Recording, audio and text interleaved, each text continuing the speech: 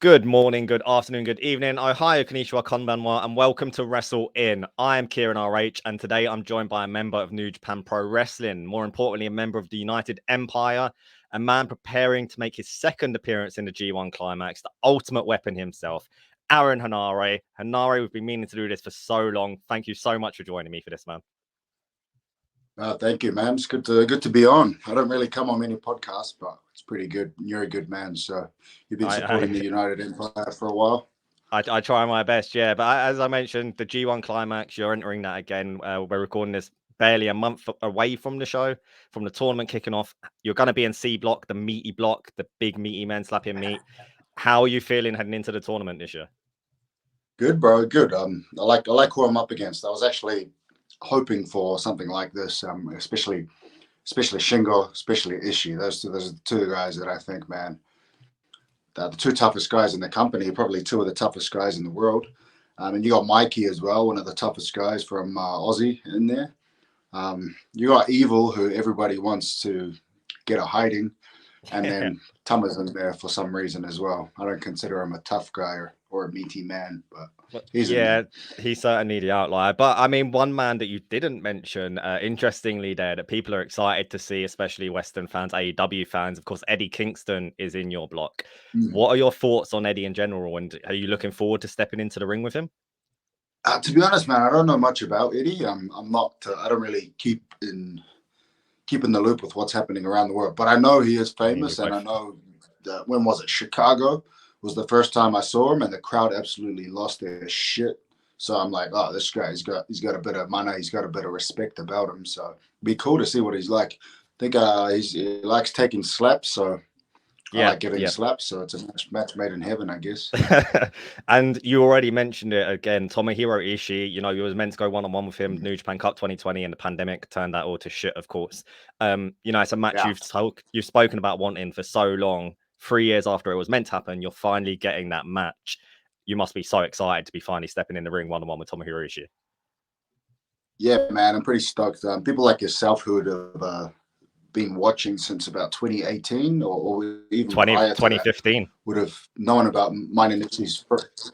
Oh wow, even before I got there, we've been watching for a long time. But when I first got here, Ishii was the guy that I picked out, and I went after him.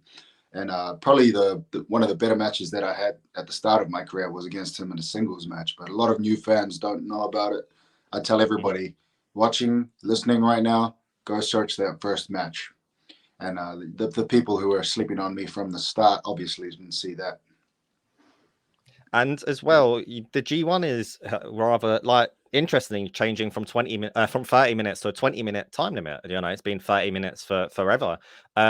How are you feeling about that? You know, are you a change of it? Are you a fan of the change as a competitor, or do you still wish it was those 30 minutes? I didn't know there was change, to be honest. But 20 minutes, I mean, for my body type and my wrestling style, 20 minutes is a lot easier for me than 30 minutes. So unless it's like an 80-minute rugby match, you know. But I think 20 for my style is pretty good, strong, hard, and fast. Yeah, and then I mean, in stark comparison, you know, earlier in the year you went 40 minutes almost with Shingo Takagi. You know, you've done it with bronchitis as well that you've mentioned in other interviews, which is just absolutely fucking absurd. Most people wouldn't be able to get out of bed, let alone wrestle for 40 minutes and put on, you know, this classic of the year. But you know, knowing that now you've got 20 minutes against Shingo versus being able to have this 40-minute epic. Does that excite you, or does that worry you? Do you know, because you can go and have an entirely different style match? Guys like Ishii and Shingo are dangerous with that because they change their style. It's like very subtle changes, but if they have a shorter match, they come out way harder, way quicker. But for example, that the ultimate triad match with Shingo, he stretched out what he usually done. He slowed down quite a bit more than he usually does. So I think 20 minutes would suit me a lot more. Those long drawn out matches with people who have been wrestling for 25, 30 years have been that I'm still quite young in terms of the grand scheme of wrestling, but I think it's better suited for the younger guys like myself, like those two Bullet Club boys coming through and Shota Tsuji. We're all like similar builds, similar sizes. So I think there's 20 minutes a lot better for us, and I think it'll be a good change for us young fellas coming through. Yeah, it's going to be really interesting to see, to say the least. It's going to make a lot of different style matches. I know historically in the G1, you kind of hit that 20-minute mark and people kind of kick it up a gear and it's like, okay, let's, get this ball rolling, and it really goes into high gear. And now you kind of feel like you maybe have to do that from the start. You kind of have to come out guns blazing and throwing those big blows straight away. Ah, well, if there's anything that suits my style, it's that. Exactly. Exactly. All guns blazing Exactly. from the start. So, of course, we need to talk United Empire. You're repping the merch. You throw up the crown. I would if I wasn't holding a microphone. And you recently had your first defection from United Empire when Dan Moloney, attacked Catch 22, aligned himself with Bullet Club. Dan was only a member for the better part of a month in Japan. A bit longer in total. But nonetheless, it's your first defection. Is it a bit of a hit to have that first defection, considering how close you all are? It's very clear, social media in the ring, how much you all get along. Yeah, well, to be honest, personally, I don't find it as a defection because he wasn't really set in stone with us to begin with. He was put in the Super Junior, best of the Super Juniors, but not we didn't really know much about him. Will vouched for him and got him in. But we already had Akira and TJ who were doing well anyway. So even I was taken back. I was like, yeah, that's pretty weird when we already got two guys. So didn't make much of a difference when he was here. So, and yeah, half his moves are all of my moves anyway. So just not done as effectively. So good riddance. Good riddance in short. Traitors in short, they always get their comeuppance, bro. You can run on for a long time, but sooner or later, God will cut you down. Mm-hmm. And his number is going to be called at some point, whether it's TJ or Akira or whether he's in the ring with us boys. But yeah, he deserves a hiding and he's going to get it, essentially, sometime. And then another surprise within the United Empire was Aussie Open signing with AEW. They was on top of the tag team world in New Japan, and unfortunately Mark Davis got his injury. And then it was I was surprised to see they'd signed with AEW. They've said they're going to be back in Japan. They're not just leaving New Japan behind them. But how did you feel when they signed for AEW? Are you happy to see that United Empire representation on a global scale in AEW, or do you just wish you had those guys still hanging out in Japan? I mean, they're going to be here no matter what. Like Mark Davis was injured no matter what, so they wouldn't be able to come to, say, for instance, Dunkzilla wouldn't have been in the G1 regardless because of the injury, So for the decision that they made for them was best, and I'll never take that away from the boys. They're the boys no matter what. The United Empire no matter what. And what the fans are forgetting is that we aren't just New Japan. United Empire isn't just New Japan. We are everywhere. We're all over the world. We're in the UK. We're in Japan. We're in Australia. I'm heading back to New Zealand tomorrow. We're everywhere. We're not just in this little corner of the world nowhere, right? So any expansion is good expansion. And I'd take 2 Aussie Open boys over 10 Dan Maloneys any day. But in terms of what was best for them, that was best for them. And look at what Kyle's doing now. He's taking over the world. Even though Davis is injured, he's holding it down there. Will, Jeff went over to AEW as well. We're all over the place, bro. And we're all holding it down in all our respective kingdoms. And another man that I always, whenever I've got the opportunity to bring up someone, I've been lucky enough to speak to a good few members of the United Empire in interviews, and I've always got to bring up Great-O-Khan because he is just the best character in wrestling right now. He's so unique, and he's truly one of a kind. He's like kind of a role model of just being yourself, like just fucking, you are who you are and love it. Like he doesn't give a shit what anyone thinks. But what do you think makes Great-O-Khan just so special? Because he's really he's just got this bizarre connection with the fans, like in Japan and worldwide. Like it's a world of its own. I don't think it's just a bizarre connection. I think he's just a bizarre person to begin with. I've been around him for about 8 years now, so 7, 8 years. So I'm used to it and I know what he's like, but I like the fact that the people that are just unapologetically themselves are the best kind of people. And he sticks to himself. Okay. You're like he's got this little pillow of a little anime girl that he sleeps with on the bus. Of course he does. It's weird to us, but you do you, brother. Who's taking away anything that he's achieved? Who's taking away the way he lives his life? He's the man. He's like a brother to us. No matter what he does, no matter what weird things he's into, he's a G. I've got to ask a follow-up question. Is there any Great O'Khan stories you can share with me that aren't going to get you, Great O'Khan, or any of the United Empire boys in trouble? Because, you know, if his Vegas antics are any indication, he can be a fun guy, to say the least. Yeah, I think the Vegas one's the best one. You know, even I was surprised with that. The picture of the rodeo dick. That was pretty surprising, but he's like that all the time. When we went to Venice Beach, he was doing the exact same thing. Even in like in Japan, in Tokyo, he goes to Shibuya and gets his asshole waxed every often. It's like, that's weird. And then last month he got a ball massage, and it was like a hormonal enhancement massage. I'd never heard of this before. And he was like genuine, no, it's real treatment. So that sort of stuff's pretty weird, but it's cool. It's cool as hell at the same time. I saw that on Instagram, yeah, and he's always like, he'll post some of his caption in English, and it's just, I have sex with many women in stark English, like he's not written in Japanese and it's Google Translate. He's, like you said, he's unbashedly himself. But this next question, big fan of yours, Aaron Henare. He sent me a DM and he asked, hypothetically, if there was a street fight in Osaka that started because someone said their name was Nipple, who would you want backing you? Definitely Will Ospreay in that situation. If that situation came up, I'm trying to figure out who this was that asked this question, but definitely Ospreay. Well, the person that asked that question will be happy to hear that response. Yeah, but I've heard Ospreay has a pretty good shoot headbutt on him. Me too, as people know. But yeah, he's a street kid as well. I was actually, the best part about Dan Moloney when he was with us was that he brought that sort of genius to him. So I think he would have been good in a street fight. But out of everybody, I reckon Ospreay will be the one to go. Right. He'll be happy to hear that.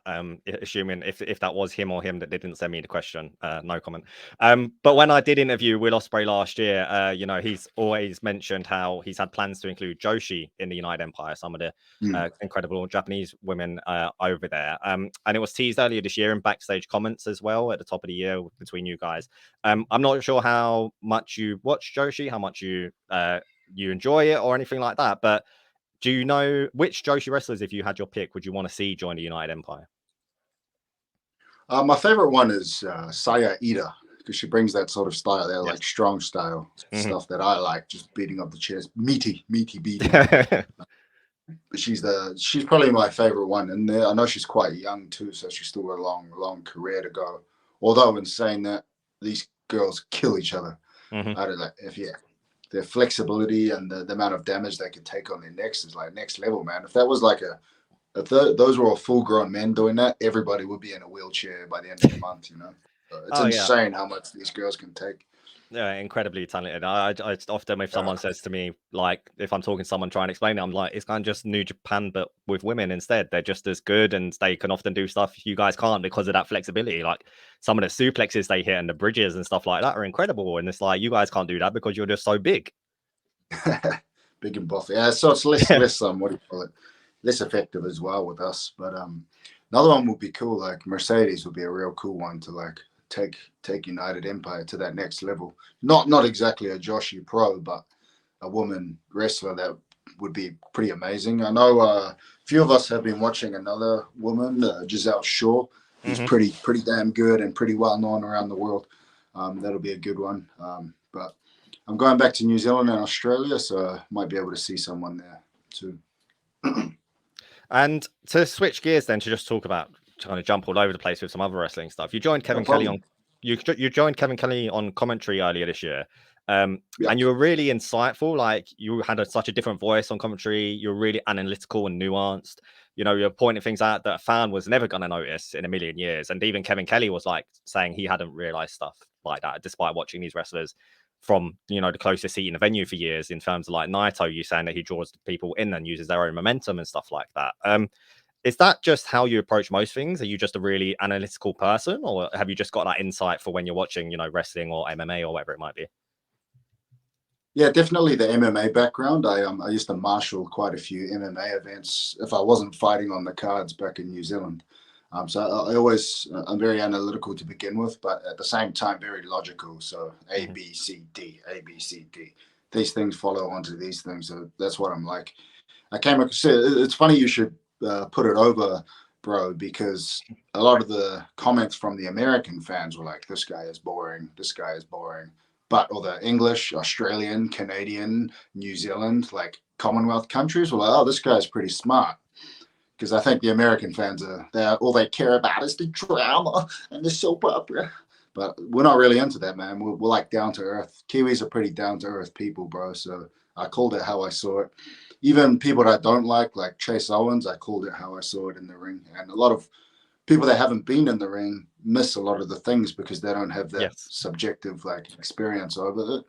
But it's good to have that experience, take a step back, and then see things objectively, and which is what I do with most things in life, to be honest. Did you like go into it It's good. knowing that you would be good at it? Like, had you done commentary before? I did one MMA show back in New Zealand quite a few years ago, probably 10 years, 11 years now. But I haven't done anything since then. But I train a lot of people as well in New Zealand and Australia. I hold a lot of seminars and I give feedback and tell them what they're doing in the ring or why they're doing it.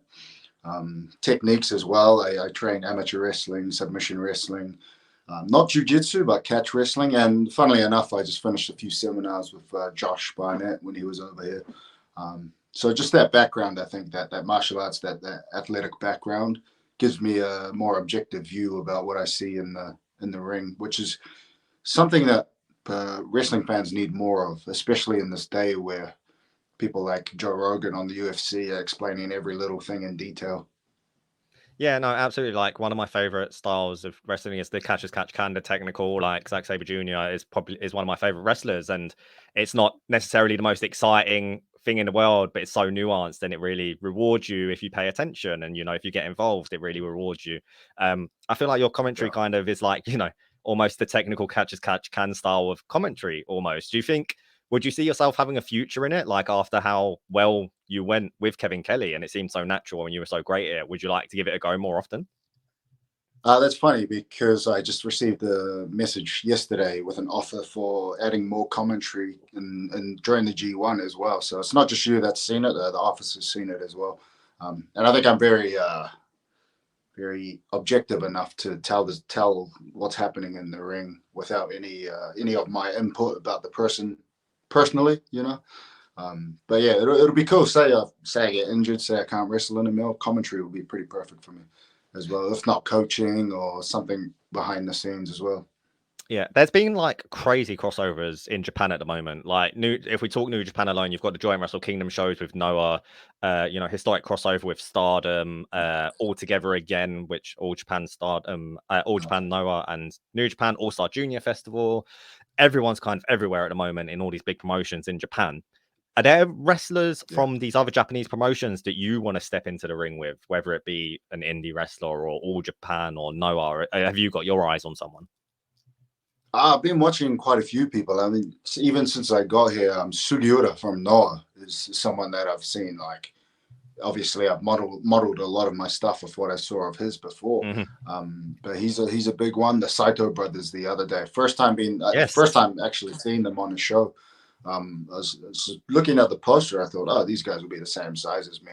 Get to the ring, and I'm like, holy shit, these guys are absolute giants. And I was trying to figure out where they're from because they look Mexican, they speak Japanese, fluent Japanese, they move like American southern wrestlers. So I like those kind of guys too. Like the no bullshitter guys are the guys that I really like.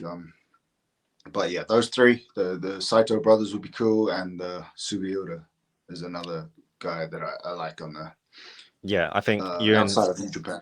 you and Skura would fuck. Like he's such a old school, no fucks given veteran in this day and age as well. Like just gonna get into the ring, you're gonna fight, and you're gonna get out of the ring. I think that'd be perfect for you. And I've got to ask. I know you get asked every question. I'd get in trouble from people watching the interview if I didn't ask.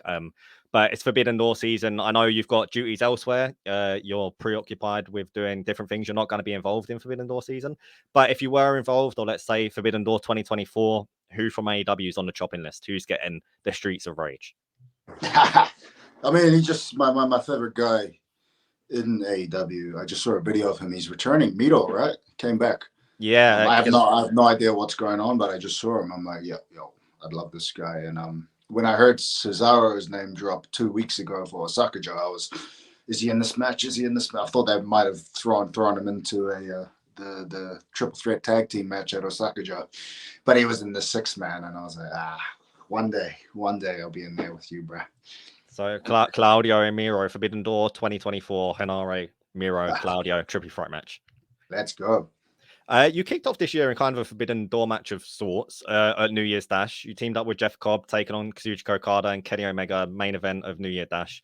You know, I was lucky enough to be there. You know, Kenny's music hit. I lost my shit, and then Okada's music hit, and you know, we're only meant to clap, but at that point, it was kind of fucking that wasn't happening, quite frankly.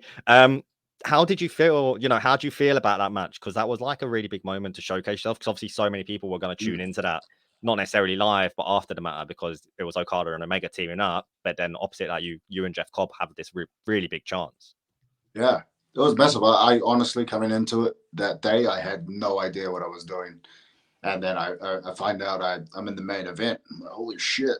And not only that, I find out later who the main event is with. It's like the two top stars, not just in Japan, but the top star in America as well. So it's like a massive opportunity for this Māori kid from the streets of Auckland to be in a main event with the two top stars in the world, alongside a Hawaiian brother as well. So it's pretty massive. There's a good way to start the year, and I think it set the tone for the rest of the year. So we're only halfway through the year right now, if that. But it's been pretty successful already, and I think that main event is what started it off, started the rise. All in all, I think that just the direction the company's going in now is all our generation of guys getting the chance. So me, Okan, Shota, Tsuji, Narita, Kawato, as you've seen in the last few months, we're the ones that are getting all the opportunities there. So this is only the beginning as well. COVID's finished and we've only just started rising. That's literally my next question on my sheet of paper. Is like New Japan is really in star making mode right now, and they're planning for the future. You know, you got all the guys you listed, including yourself amongst that list. You know, Master Otto just won Best of the Super Juniors. They've got this reinvigorated Bullet Club. All the names you just mentioned. Can you really? So obviously within the company, then you can really feel this push of that. You know, we're trying to make these new stars. We're going to have these new guys at the forefront. How is that within the company? Because that's obviously a clear direction they're taking. It's really obvious to a fan like me, at least. Well, they see that's where this with us is where the company's future is heading. They've taken a step away from the guys that just use the company as a springboard to go elsewhere, you know. But I think it's a vote of confidence in us. They see the potential in us, and they've invested the amount of time and the opportunities they've given to us. For example, Osaka-jo Hall, every single match was one of us or two of us from that generation that were sort of highlighted there. So I call it a changing of the guard, call it a taking over of the guard. I don't know, but it is happening, and we are the ones coming up. Yeah, no, it's so exciting to see because, COVID was obviously a difficult time as a fan. There was only so much New Japan could do. The matches were bloated, you know, the no crowds and then only clap crowds was hard enough as a fan, let alone as a bloody wrestler, having to try and put your body on the line. It's just so it's been such an exciting year. Like that Osaka-jo show, the Dominion was just literally, they seem to just put all their cards on the table. You know, Yota Tsuji in the main event, Clark Connors, Alex Coughlin, Gabriel Kidd coming out, the Dan Moloney change, you know, Yuen Okan in challenging for the tag title, was Master Watto challenging for the junior title. It was literally, I didn't put the pieces together. As you said, there was one or two people in every match that is a call for the future. And, you know, it's so exciting because we know New Japan are smart when it comes to this stuff. Like, you know, they knew what they were doing with Okada from day one and look how right they were. So who's to say they're not going to be right with a guy like you, with Master Watto, who's like not even 25 yet, that guy, and he's this good already, and he's developed so much more since when he re-debuted, like, you know, to no fans, and now he's putting on that incredible match with Titan in Best of Super Juniors. Yeah, man. The Western perspective is very quick. They only think like month to month. But the Japanese perspective, they start from the starting point of like 50 years. They're thinking about incremental increase. They don't think of like quick builds and stuff like that very often. You get the outliers like Jay, they get pushed into big matches straight away. But other than that, it's quite regimented. But that's how you know that these systems, these foundations that are in place will last a long time, and they have lasted and been built and grown since 1972. Whereas, say, a lot of American companies, they just make one guy a star and then he goes, or he gets injured, or he gets fired, or something happens like that. The system here is Japanese system, incremental increases, not big jumps and then big falls at the end of that. So that's pretty good from our perspective. I think it's good as a wrestler to develop yourself slowly over time rather than big jumps and falls, but also as the fans are tuning in every single week, every single day to watching all of these guys, starting from young lion, becoming a wrestler, and then eventually getting better and better, progressing that way. Oh yeah, the dojo system is got to be the best system in the world. Look at the stars it's made, and you go back to 1972, like you said, and you know Keiji Muto was a young lion, and Jushin Thunder Liger was a young lion, and Okada and Tanahashi and Shinsuke Nakamura, and now you know the next generation in you guys. But you know you've said as well in the past about wanting an excursion, but you never got one despite your wishes. Where did you want to go when you headed on excursion? Because you know typically it's either America, the UK, or Mexico. You know Suji. I really feel for him because the guy in his backstage comments is always say, I want to go to Mexico, I want to go see MLL, I want to go see ML. And then the poor fucker got sent to bloody Portsmouth in the UK, where, you know, it's probably not the best. It's probably not as nice as wrestling CMLL and Arena Mexico, I'm sure. But where did you want to go? Did you have ambitions of heading somewhere in particular? Well, I had already wrestled in the UK before. I wasn't really a big name, and I didn't get booked much. But one place that I did get booked was Portsmouth, and Premier Wrestling around the south is where I worked mostly, and also up in the north in Preston. Possibly one show in London. I can't really remember, but so the UK was already there.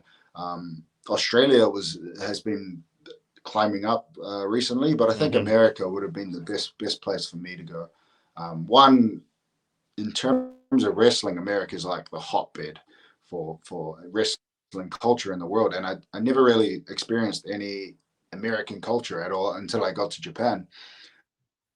When I was like, holy shit, people like this exist. I mean, we in Australia and New Zealand we talk about obnoxious American culture, but to be here and meet people like Juice Robinson and Cody Hall, I'm like, holy shit, these kind of people actually exist. It's just like the cowboys in the movies. You're like, nah, this has to just be a movie. But no, they existed. So in a way, I'm glad that I didn't get an excursion because I got to stay in Japan and wrestle with guys like Shingo, like Ishii, and get that direct the direct experience here rather than going to America and the UK and Australia when they're all trying to come here. So it took me a long time to realize that it was actually a good thing that I stayed here. I mean, you've been a part of New Japan for so long now, since, you know, you were a part of Young Lion, part of the dojo, still going strong today. So, you know, by proxy, you've done so many tours across Japan. And on these tours, you get to go to, on occasion at least, get to go to places off the beaten track, you know, a place that a tourist like myself isn't going to be thinking to go to. What have been some of your favorite places to visit in Japan that are off the beaten track that, you know, you're not gonna necessarily find from a Google search? You know, have you got any recommendations of places people should go to maybe experience a bit more of the real Japan rather than, you know, the buzzing lights of Shinjuku? There's there's one place in central Japan that every single Japanese person knows about, but no foreigners know about. And it's the first major temple in Japan that I've been to where there is not a single other foreigner. So I'm going to keep it a secret. Yeah, I don't think we should spoil that one. So it's bigger than Asakusa. It's about the size of Meiji Jingu. Wow. But zero foreigners. It's all just Japanese, and it's considered the most prestigious temple in Japan, most prestigious shrine in Japan. So much so that even the Starbucks has old 1800s Meiji era buildings. So it's just like super traditional. I'll keep it secret. If somebody finds it, DM me, and I'll tell you if you're right or wrong. Other than that, I like the Kyushu Islands, because it's quite similar to New Zealand actually. The climate and everything, and then also there's old palaces from the Meiji, like 800-year-old palaces are still up in Kumamoto, my favorite castle, Kumamoto-jo. The bare beginning. Yeah, it's real cool down there. You could just feel the history and all the battles that took place there. You could just stand there and you're like, wow, I could feel everything that just happened. You've mentioned as well you're going back to New Zealand and Australia tomorrow after we're done recording this, and I know you're busy with your own promotion in New Zealand as well, which many people might not know about. You've got your own promotion. I don't want to try pronounce it because I feel like I'm going to pronounce it entirely wrong. But Warrior Wrestling, how am I pronouncing the third word? Matariki. It begins with an A. On Twitter. Oh wait, sorry. What? Warrior Wrestling. Yeah, Aotearoa. There we go. Aotearoa. So Aotearoa is in New Zealand. Nobody really says New Zealand. We say Aotearoa, which is the Māori name, the traditional name for New Zealand. Right. Land of the Long White Cloud is what it's called. Sorry, I thought you were talking about the show name, not the. Oh no, sorry. So Warrior Wrestling Aotearoa. So basically, the question is, could you tell me about the promotion? Because not many people know that you do have your own promotion in New Zealand. Yeah, so I started in 2020 during the COVID lockdown. I was actually working with the New Zealand government on a big show, and we had had quite a bit of funding for the Auckland Council regional events. So COVID stopped there, and obviously all the funding dried up. No events were held for like a whole year. New Zealand lockdown had harsher rules than anywhere else. Yeah. So me and my business partner, we put in a bunch of money to get it started in New Zealand because there's not really any professional companies in New Zealand. So we wanted to learn. My business partner wrestled in Mexico, and I wrestled obviously in Japan and the UK. So we came together and tried to give this pathway to Kiwi wrestlers, because out of everywhere in the world, for example, Australia is doing real well with getting their guys in, but you still don't see many Kiwis at all coming through. So having that there is something that they could do. And also, when you go to the UK, there's a thriving wrestling scene. You go to America, there's a thriving wrestling scene. Japan, thriving wrestling scene. Mexico, thriving wrestling scene. But in New Zealand, there's nothing. So I wanted to change that by bringing the strong style of wrestling to New Zealand, because I think that's what Kiwis would be more interested in. So I thought I'd lead the charge, and we put it in there, put a bunch of money, put a gym together, got a brand together, and now we've got quite a few backers, and we're actually the most successful promotion in New Zealand right now, next to SPW, who they've done stadium shows before, put it that way. Wow. So, we as well, you mentioned being very analytical in your approaches and everything. I imagine you went into this promotion with goals and aspirations. What is not necessarily the end goal, but what is the long-term goal here? Do you want to kind of be a feeder for New Japan to help get guys into the dojo system in Japan, or is it just to help have a presence for professional wrestling in New Zealand and to offer these guys a platform that they currently don't have? So in New Zealand, you have the Fale Dojo, which is the feeder system to New Japan. For what I wanted to do, even though I am from New Japan and I came through the Fale Dojo to get there, I still wanted something, just for New Zealand, so that we could promote shows in New Zealand so that people in New Zealand can make money doing what they love in wrestling. But also, I didn't want it to be limited to just New Japan. So what I've done now is I trained a few guys up in Warrior Wrestling, and they're now in the Fale Dojo. So they took my training, and now they're the top guys in the Fale Dojo, training. But also we have a few guys that are wanting to go to the WWE. Now they're not quite at the level that they need to be, but they're on their way there. Got some big boys, 145 kilogram, 6'1", big giant Samoan guy that looks like Maui, high flying Māori cruiserweight guy that we can see maybe in America or Mexico. And we've got guys that want to come to the UK. For example, one kid came to me and he said, my goal is to wrestle full-time at Progress. I'm like, I can help you out. I've got a good network there. So the last 3 years, since it's been quite hard with lockdowns and COVID in New Zealand, it's just been hustle and setting it up there. So going back tomorrow is me leading the way for these guys, like showing them what they can do, showing them what can be done, and giving them that pathway to go overseas, whether they want to go to New Japan, whether they want to go to WWE, or whether they want to go to the UK, etc. So for fans outside of New Zealand, like myself, that's not going to be able to go to the show, are there plans to stream the shows or have them on video on demand after or anything like that? Can we check these guys out and be able to get on the train early and say I saw that guy way back when before he's a big star? Yeah, so I mean, the part that I didn't miss out on your previous question, or that I did miss out on your previous question, was that we have actual New Zealand broadcasting companies coming in to shoot the show. So one, it's going to be shot for a documentary series, and two, we're going to try look at putting together a TV series for that. And whether that they'll probably do it online, although I know TVNZ and the New Zealand broadcasting agencies are pretty geo-blocked, so it's real hard to get New Zealand content out. So one random wrestling question before I've got a couple more for you that aren't wrestling related, but going to put you on the spot here. You rock a great mustache. I try and do so myself. Very jealous of guys like, you, Alex Coughlin, all these guys that rock it so much better. But if you were creating a wrestling group of mustachioed men, it doesn't have to just be wrestlers. It could be actors. It could be characters. Who is joining this mustachioed group that Aaron Henare is putting together? Well, if we keep it to wrestlers, we'll go with Mark Davis is the captain. He's got the greatest mustache known to man. He's just got a broom, like a broom. Not a mustache, it's a broom, but just godly levels of mustache there. Obviously, Coughlin's there as well. I'll probably fire myself because I've tried so hard, but I can't get any thicker, bro. I've got those Polynesian genes that we can't grow a thick mustache. Those are the two, man. But Mark Davis, hands down, champion of mustache style.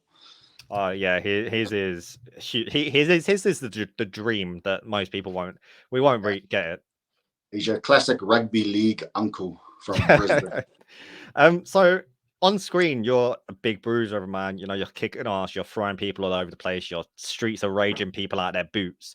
But I've read in another interview, and we've talked about it a bit, on social media and DMs and stuff. You taught sociology at a university level, and you've mentioned how you do youth work today as well.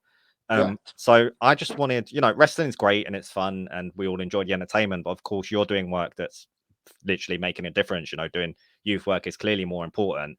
I just wanted to give you the opportunity basically to speak about the work you're doing, because obviously people have a perception of a wrestler, the things they put on social media is of course by design to, get a certain reaction perhaps. But I think people would be surprised to know that this different work you do, this other side of Aaron Henare, and I just wanted to give you a chance to tell people about that, please. Yeah, so when I'm back in New Zealand, I do quite a bit of work with youth at risk. I came from one of the highest risk demographics in New Zealand growing up, street kid, as you say. And it's by pure luck that I survived and didn't just end up in jail. Just statistically, I should be in jail with 5 kids right now. But yeah, I often go into jails and do talks with them, with offenders and youth offenders as well. I do this like Genesis Youth Group, which is a youth at risk place for children of criminals as well. So helping them, show them. There's a lot of all these structural differences and structural nuances that we don't really want to go into in a wrestling podcast, but essentially it's not all of these people's fault that they were in these positions. They were born to it, their parents made the decisions, but they have to live with the results of those decisions. So that's where I try and come in and help these kids who are in this exact same position I would have been 20 years ago, 30 years, 25 years ago. But yeah, this is a big passion of mine. And one of the reasons why I started that company in New Zealand is to go to these kids and say, hey, if you like wrestling, instead of putting all that energy into beating someone up or joining a gang, we've got a gang for you right here, Warrior Wrestling Training School. You could learn all the discipline of wrestling, of martial arts, and then you could also do something that you enjoy, which can be wrestling. And even if they don't take the wrestling from that, they could still take that discipline that they've learned and apply it to wherever else in their life, because it's usually 2 things. If they're a violent offender, put them into sports and they usually figure their lives out. If it's more like a drug abuse or something like that, it's art. So those are the two very common, consistent themes that you see with youth at risk. So that's what after wrestling, I'd like to get into that I wouldn't say industry, but that sort of work more full time. I mean, wrestling's kind of the perfect marriage of that, right? Of like sport and art. You know, WWE call it sports entertainment. Like, there's perhaps not a better outlet and a better advocate for it than you. You know, especially, you know, you went through the experience. You know exactly what they're talking about. You've come out the other side.